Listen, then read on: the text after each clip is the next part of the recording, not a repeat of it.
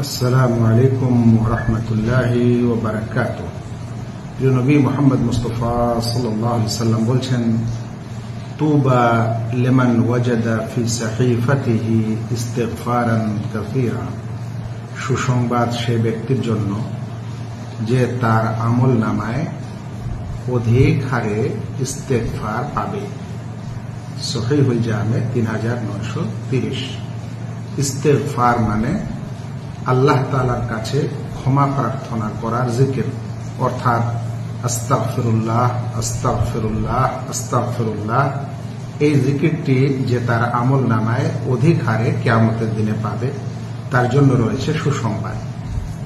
ইবনুল জাওজি একজন বিশিষ্ট পণ্ডিত, তাকে একবার জিজ্ঞাসা করা হলো যে কোন কাজটি বেশি উত্তম, ইস্তেগফার করা না তাসবিহ করা, মানে আল্লাহ তাআলার কাছে ক্ষমা প্রার্থনা করা না তার পবিত্রতা ঘোষণা করা।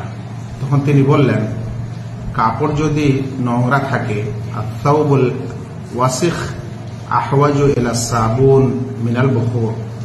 কাপড় যদি নোংরা থাকে তাহলে সেই কাপড়ের প্রয়োজনীয়তা সাবনের বেশি রয়েছে আতর ও পারফিউম থেকে, সেন্ট থেকে বেশি প্রয়োজনীয়তা রয়েছে সাবনের। মানে কারো যদি